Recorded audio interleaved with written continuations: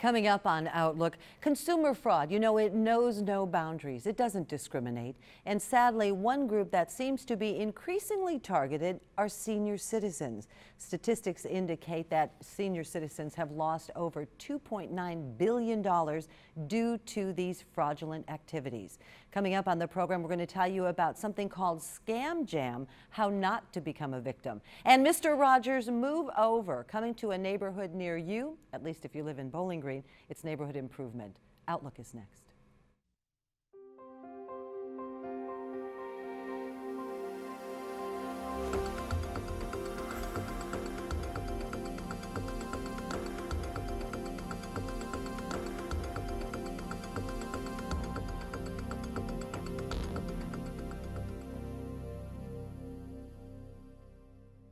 Hello and welcome to this week's edition of Outlook. I'm Barbara Deeb. We're so glad you joined us. Now, you don't have to be a senior to watch this show because consumer fraud affects people of all ages. But sadly, the targeted group these days are senior citizens. From identity theft to reverse mortgages to IRS fraud, we're going to tell you more and how there's an effort underway. A number of groups have come together and says we need to do something to inform people and make them aware. And they are calling it Scam Jam. Joining us to tell us more about it is Lori Farris, who, it's good to see you. I haven't seen you in a while. It's good to see you too. She's with the Kentucky Attorney General's office in the Office of Consumer Protection, but you have a more specific title as it relates. I am the manager of our Mediation and Senior Protection branch for that office. So that indicates to me that if you're having an issue, you're the person we would want to talk to. And the education program also comes out of that section. So I do the outreach for our program, for our office as well. Let's talk a little bit before we get into the specifics of Scam Jam. But it seems to be almost cyclical as to the kinds of scams that are rampant. Right. So right now, what are you seeing the most of? Okay, we're seeing lots of IRS scams where one receives a call and they claim to be from the IRS and you owe back taxes. And so they want money immediately, and they're asking you to put those on a green dot money card. So just be aware that IRS is not going to call you and indicate that you owe money. And generally that's a heavy foreign accent for the caller. We're seeing that as well as any kind of sweepstakes notice, and people are asked to send money for fees or whatever. And also be aware that if it is a legitimate sweepstakes, they're not going to call you to ask you to send the money prior to that. And generally it's a wiring service they're asking for, or using one of those prepaid debit cards. Green Dot is a card that oftentimes is used, unfortunately, in this scam. The bottom line, it's what your mama told you. If it sounds too good to be true, guess what? Chances are it is. And then there's usually that gut check. You know, if it just doesn't feel right, if you're apprehensive, that's why you can go to the Attorney General's office. And I think we need to also be aware that these scammers are experts at what they do. And their role is to make us make an emotional decision rather than a rational one, because they use fear, they use excitement, they use guilt, embarrassment to get us to react, and we're not thinking rationally. So that's their goal. Well, that's their goal, and in particular, the reason that seniors maybe are targeted is, let's take a look at that cohort of seniors, okay? A lot of baby boomers now who've saved a lot of money, and you know, they're doing pretty well. But they're also a generation that, for example, we were talking about, a young man was in the office talking about how if you get a phone call and you're not familiar with the number, and it might be a robocall, there are different ways to detect that, which we'll tell you about. But we're a polite generation, we baby boomers. And we don't want to be rude to someone on the phone. We don't want to sound obnoxious. Oftentimes we don't know how to get off the phone without feeling that way or embarrassed, or you know, just being friendly and polite. And I think it's a polite generation, that they just don't know how to get and remove themselves from that call. Or just to hang up. And just to hang up. Just hang up and say, I don't want to be a part of this. So this IRS scam that we're seeing a lot of in the state of Kentucky, let's take a little closer look at that, because for those of you that may have read about it, heard about it, or have been affected by it, Anthem Blue Cross Blue Shield had a breach. And so they were afraid that maybe some of these IRS scams were connected to it. And what I'm hearing is that when people go to file their taxes, guess what? They found out that their taxes have already been filed. That would be scary. And we can't determine if that breach is a result, I mean, that IRS filing is a result of that Anthem breach, But it is important that consumers follow guidelines in order to protect themselves against identity theft. Our website, ag.ky.gov/ID theft, is a good place to go. It has an identity theft victims kit there. Even though if you're not a victim, there's some good ways to protect yourself. Also, Anthem Facts, FACTS.com. There's some listings up there about how those that are affected by the breach can help protect themselves. But the important thing is to take action now in order to protect yourself. Don't wait. Do all the precautionary measures that you can in order to help protect yourself on the front side of this. And sometimes it just does sound so good, and you just want it to be true, right? When you get that sweepstakes call, I have heard from a number of seniors who have been affected by that, and just they fall for it. Oh, absolutely. I've had seniors that reported to me that they've lost thousands of dollars, and oftentimes they'll string them along to the point where they really don't have any money left, but now the emotions are playing in. You're almost there, one more payment. So they're afraid to stop because they've invested so much money already and hoping to get this mystery prize. And that's something. You also talked about the gentleman who had an issue with the IRS, Right. who ended up losing Right, he lost $12,000 and he got a call indicating he owed back taxes. And he had problems in the past and thought that it resurfaced, and he thought, well, maybe I didn't pay it all. And he had 2 transactions that amounted to nearly $12,000 paying what he thought was the IRS. And trying again, to do the right thing. Trying to do the right thing, trying to get the IRS, taken care of. And so he lost that money, and I felt very sorry for him. But one thing he started to be an advocate, and he printed flyers and took them to the bank and took them to his neighborhoods and to make people, I thought, good for him. He's at least trying to turn this around and make something positive out of something horrible. Let's talk about something positive out of something horrible, because as you're talking about these scams that so often affect seniors and people of all ages, we can go to the Attorney General's office. We can Right. say, is this legitimate? Is it a fake? Okay, yeah. Or we can say, guess what? I need to file a claim because I just got taken for $12,000. Right. What kind of recourse do we have? Okay, if they're just outright scams, I will tell you it's very difficult, because generally the scammers that we see that are these telemarketing type scams, they're located generally out of the country. And when we've been able to at least trace phone numbers or subpoena records, we found that there were internet-based phone lines operating out of the country. So our role in a lot of this is to educate the public what not to do and then what to do to protect yourself. But if you have a complaint with a legitimate business, something you've done online with a business, a local business that you're not able to resolve, we do encourage you to contact us, and hopefully we can help mediate and get something resolved for the consumer.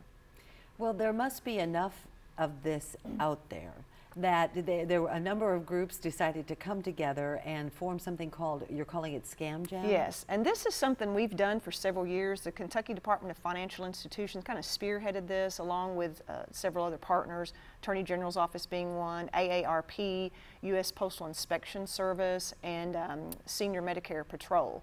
And we're doing one here in Bowling Green at the request of the BRAD office, Okay, Barren River Area Development their District. Area Agency on Aging and Independent Living, and their Elder Protection Abuse Council, or Elder Abuse Council. And so they have requested that we do one here. So we're very excited to do that. And matter of fact, WKU was very instrumental in the Center for Gerontology to get us a site secured for this event. So there's local tie-ins as well, not just people coming from Frankfurt. So, but they had asked us to come in, and what we're putting together is a program that involves many different topics of interest to seniors, and it's an awareness program, and it's lifelong learning, and so I think we all need to continue to make ourselves aware of what's out there. And this is something that's going to be held at the Nicely Center? Yes, it will be held on Thursday, April the 30th, and it's a free seminar. You just need to register ahead of time. And I can give that information. It's 800-223-2579. Or if someone wants to go online and register, they can go to the Kentucky Department of Financial Institutions website, and that is kfi.ky.gov. and they'll have a link. It's like breaking news, and it'll be the first one there. The first event on there, and we're going to have that up on the screen as well. But the important thing is to be aware. You know, ignorance is no excuse, really. Right. That these scammers, as you mentioned, and how sad when you say when it comes to recourse, you know, once you do some tracking, they're gone. Oh, they're yes. out of here. But they're so much more sophisticated. Exactly. Yes? And one thing that comes to mind, Barbara, is now they use devices so they spoof the caller IDs. So you may see a number that looks like it's calling from Washington, D.C. It may have 911 on your caller ID, but actually these scammers are using devices that they can trick the caller ID and then make it appear any number that they want. As a matter of fact, one of the common scams going on now is your own number appears on your caller ID. And why do they do that? Because people are curious. Why is my own number showing up? So people will pick it up, and then bingo, you've got, yeah, it's very clever. Imagine if they used all that energy that they use to do these bad things toward good, right? Yes, absolutely. Now, you've been doing this a while there at the Attorney General's office, and you've run the gamut of scams. Yes. If you had to look and say, what was the one where you even found yourself going, I don't believe this. Yeah. Was there one? You know, all of them oftentimes are, but they are becoming more sophisticated. Currently, there's another one going on with someone calling indicating they are with Windows or Microsoft, and they detected some problems with the computer. So they're asking you to access your computer, run a program, and they're instructing you what to do so they can access your information and be able to just take over your computer. So that's pretty frightening that's happening. And we've had people come into our office and say, I can't do anything on my cell phone now. It is, every time I change my passcode, something or someone is accessing it and changing it back to another. Frightening. It is. It's very frightening. And I think just this whole internet-based society is becoming much more, terrifying for us. Well, and we were also talking before we started the show about, you may think that, well, yeah, I'm not going to shop online, I'm not going to do anything online, because then they'll know about me. Chances are it's too late. Yeah, you're alive, you're there. So much information is out there. And really, we're guilty of even putting more information out if we're social networking junkies, and we're out there putting a lot of information with this. So the bottom line is there is help if you feel like you've been the victim of a scam. You can contact the Kentucky Attorney General's office. We'll put up that information.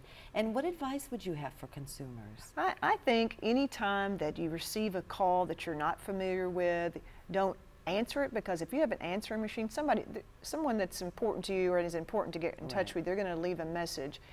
Any offer that you have, we suggest that you look locally to see if there's an offer that would be with someone that you could do business with locally, and I'm a really strong advocate of that. But never give personal information out on the phone, any of those things but we really have to step back and think about it and think about what the repercussions are. There's something else that has been very popular is the calling and they're indicating their Social Security. Well, I had a victim who lost her Social Security check. She had given all the information for someone to be able to contact Social Security, make a change in her bank account, and it got transferred to another account. But it wasn't a bank account that they transferred it to. It was one of those Visa-type debit cards. And lost her Social Security. So she had to go through Social Security, report the fraud. So it's just, time-consuming for the victim and the senior, and felt very frustrated and embarrassed. But hopefully, the Scam Jam is going to address a lot of the things that we're talking about today, and more in detail, so people can really get a feel for what the new frauds are out there. New frauds, and then also who to ask, who to call when you've been the victim of a fraud. If you would please just recap. It's the Scam Jam, April 30th. April the 3rd at the Nicely Center. It starts from 9 to 2, and you can register. It's free. They provide lunch, snacks in the morning, all the information that you can imagine. You get the opportunity to interact with folks, and you'll have the information on how to register on your telephone number. So. And how not to become a victim of fraud. Right. Lori Farris, always a pleasure to have you here. Lori Farris with the Kentucky Attorney General's office. Outlook continues. When we come back, we're going to meet Brent Childers, who's with the City of Bowling Green. He's going to talk about neighborhoods. Stay with us. Outlook continues. I'm Barbara Deeb. It's a neighborhood. What does that mean, really, anymore? You know, they define it as a social community with considerable face-to-face interaction among its members, a specific geographic community. But have we lost the ability to have neighborhoods? Not so in Bowling Green, and we're going to find out more about that as we welcome to the program Brent Childers, who is the Director of Neighborhoods and Community Services. Welcome. Thank you. Thank you for having being me. here. So when I ask you that, when you wear the title, it's right there on your shirt. Right. When I say neighborhood, what does that mean to you? It can really mean anything. We look at it as a geographic space. We also look at it as a community group. It could be a shared interest. It could be an ethnicity. It could be some type of cultural thing. It could be an age group. We really look at it more than just a geography, just a collection of people. Most of the time when we're looking at it, it's where do people live though. And a lot of our services are delivered based on where people live. So most of the time it does fall under the traditional neighborhood role of where people live and how they live next to each other. And in a city the size of Bowling Green, I would think that that is really important. It is. You know, everybody has issues in their neighborhood, and that's what we're there to try to resolve as best we can. You know, and we look at things from code enforcement, overgrown grass, junk cars, sidewalks, wild animals. You know, there's a lot of different issues that we'll look at and address, and we're trying to develop some new programs that will address things that maybe we couldn't address in the past. For example? Well, one thing that we really face a lot of is we have code enforcement in our division, and they can, you know, there's a code in Bowling Green, and they go out and they look at things, but some things really aren't code violations, but sometimes they're not pretty, and they create issues, and neighbors want things done. And it could be a dead tree. The tree hasn't fallen, it's still upright. It could be overgrown shrubs. It could be fence rows. There's things that really aren't violations, so we can't address them through code enforcement, but they create issues in the neighborhood.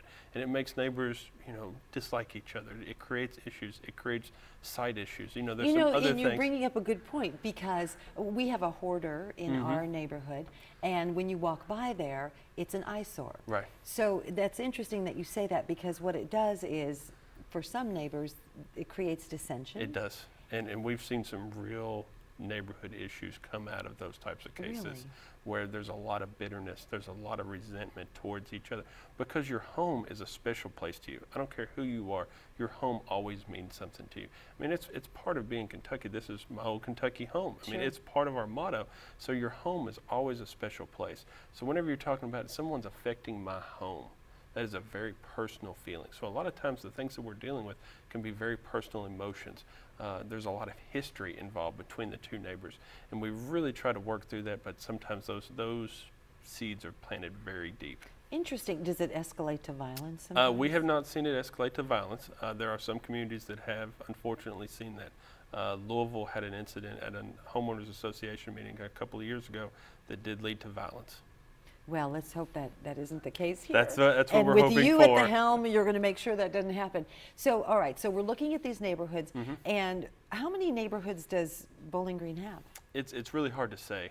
We've got some that are very well organized. They have an HOA, they have a neighborhood association, that there are specific boundaries. Those are very clear. But then there's a lot of Bowling Green that has just developed over such a period of time that there is no formal organization. So it's hard to say, you know, which neighborhood do you belong in? And people will say, well, I'm in this neighborhood, and then their next door neighbor will say, no, we're in this neighborhood, because there is no clear line. We have about 70 active neighborhood groups, but it's really hard to say how many neighborhoods we have in Bowling Green. 70 active neighborhood groups. So these groups would then be responsible for what takes place within that neighborhood? Yeah, they meet, they'll do projects together. We have grant programs, we have things to help incentivize them. And it might be simple as having matching mailboxes or street signs, or, you know, just getting together for a block party, just a know your neighbor type event. But we do have some programs that we help incentivize those types of interactions. We believe if you know your neighbor and talk to your neighbor, you'll get along better. How does Bowling Green rank when you've been doing this a couple years now, and you've had the opportunity, I suspect, to look at neighborhoods in other places? How does Bowling Green fare, or how does it rank when you look at the services, the beauty, the offerings? I think Bowling Green's the best place in Kentucky and one of the best He's places not in the biased Southeast. at all. Not a bit. They just signed my check. But, Bowling Green is a special place. This is home for me. I was born and raised in Bowling Green. But Bowling Green has a real uniqueness to it. It's a university town, but it's also a business town. There's a lot of influence that comes out of Bowling Green. There's a lot of character to Bowling Green. We've got the Corvette. We've got a lot of just special, unique things. But we've also got a sense of home. It's still a sense of place. You hear all the time it's a great place to raise a family. Mm-hmm. And that just really means something because, I talked about home being a special place. Think about family. This is where I want to plant my roots and see my kids succeed. That means a lot to people. And, we meet people from all over the world that have chose to live in Bowling Green. I come into contact with people and say, how did you get here? Well, we just heard about it and moved here, and now this is where we live. Wow. It's convenient. So it really is a special place. But the neighborhood thing also speaks to the special place and urban planning, okay? Because for those who've been in Bowling Green for a while, you said you were born and raised here, just the growth that has occurred in these parts in such a short time. That's right. In your opinion, managed growth? It's some yes and no. The transition really started in the 90s. That's when you really start to see Bowling Green start to change. If you look at our historic population increases, we're at a couple of percent over a decade, 70s and 80s. 80s was actually pretty flat. You get to the 90s, it's 10, 12% growth. And we've seen that every decade since. So whenever you're adding 10, 12%, that's actually 6,000, 7,000 people every 10 years. Well, that's another 5,000 homes. That's another, 4,000 cars on the road. There's a lot of impact that has. But that's good. We want to see growth. We want to see new investment. Those are things that we look at as, do we have a healthy city? Because that means people want to live here, people want to invest their money here, and they want to call this place home. So there is growth that's part of it. Bowling Green's fortunate to have that. There's a lot of communities in this country that haven't seen that, and they've seen either stagnation or decrease in population. That has a whole other host of issues. Growth creates issues, though. What it happens to is what happens to the older neighborhoods. As you build all these new neighborhoods and you build all these new homes. What happens to the older neighborhoods when you build all these? What we've seen is, to mirror this growth, we've also seen growth at the university, growth at the technical college. So you've had a new influx of younger adults living in Bowling Green. And what we've seen is the rental increases in Bowling Green, especially in our older neighborhoods. That creates a lot of issues, especially for families that have lived, people who have owned their home for 40, 50 Whose years. roots run deep. Very deep. And now all of a sudden, who they knew all their neighbors for 50 years, if people have moved on or passed on or whatever, now there's 3 22-year-olds living next door. There's a big difference there in how that property is used, how the interaction between those neighbors is generated. And also on the rental side, people change. You might rent it for 6 months, a year, then there's somebody else in here. So you don't get to establish those long, deep relationships like they did for the families that lived there a decade or 2 decades before. As we speak, as we're together taping this program, recording this program, we know that next week you're going to come out with an announcement of neighborhood input. So talk a little bit about that and the fact that neighbors, the people who actually live in those parts, actually had a say in what's going to happen with their neighborhood. About 2 years ago, I had an idea, a concept, and it was the Neighborhood Improvement Program. And I put it into our consolidated plan, which is a plan that we write for HUD. We receive Housing and Urban Development. Housing and Urban Development. Yeah. We receive Community Development Block Grant, or CDBG funds, every year.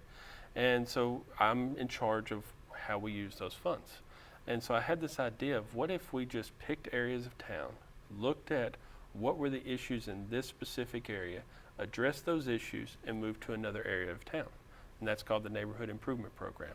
So I came up with the concept and then have developed that into an actual program. And we picked a census block group, 105.2. We just chose what was already out there. So you looked at the census, the most recent census. That's right. We looked at, we designated an entire area of downtown and West Bowling Green as the reinvestment area. So all the neighborhood improvement funds are going to go into this area.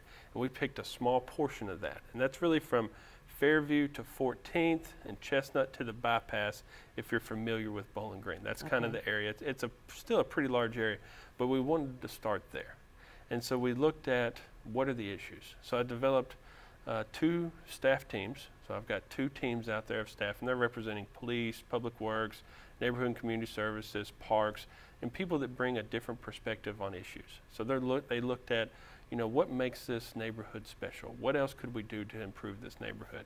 So they came up with a project list, but also to get the citizen input, I held an open house, mailed out 800 postcards, every resident, every property owner in that area. What kind of, did you get? We did get a people? response. Yeah. We ended up with about 25 or 30, and in our world, that's actually pretty good. So we were actually really pleased to have that many people. We also set up an email, so on the postcard they could just email us contact information or some other thoughts, and really started to listen to people and see what There's what a did you novel like. concept, It huh? is, isn't Yeah, it? It's a foreign concept sometimes. We also set up some meetings with some key stakeholders, people that have been in the neighborhood for a long time, that have owned businesses, have lived there, and just sat down and said, what do you like about your neighborhood? What opportunities do you see? What would you like to see different? And just listening and seeing with the staff teams out there driving around and touring and making notes, we kind of pulled all that information together and have developed 4 projects that will be announced this Tuesday at the City Commission meeting during a public hearing. That's 7 o'clock at 1001 College Street. And that's the announcement of what that's the next unveiling. step. Now, do these TIF funds, these federal TIF funds, do they play into any No, of that? no, These that's are really separate. kind of separate Okay. from everything else. Even though this is in the downtown area, it's not tied to the actual TIF TIF and all that. funds. Yeah. These are community development These are grants. community development grants. We're just about out of time. If someone's watching the program and they live in the Bowling Green area, what would you say to them about being a good neighbor? Get to know your neighbor. Just go over and say hello. Just start up a conversation. Don't, sometimes whenever you have those resentments, people tend to attack. Just go over, offer a cup of coffee, say hello, how are you doing? Are you originally from here? Just get to know the person. We all want to have a nice life. Everybody that's out there just wants to know who they are, feel safe in their home. It's such a special place. Even just sitting down and having a cup of coffee can go a long way. And if you don't drink coffee, you might have to bake a cake. That's right? fine too. Thank you so much for sharing that information. We've been talking with Brent Childers, who is the Director of Neighborhood and Community Services for the City of Bowling Green. Before that, we had Lori Farris in from the Kentucky Attorney General's office talking about Scam Jam, how not to become a victim. That's going to wrap it up for this week's edition of Outlook. I'm Barbara Deeb. We're glad you joined us.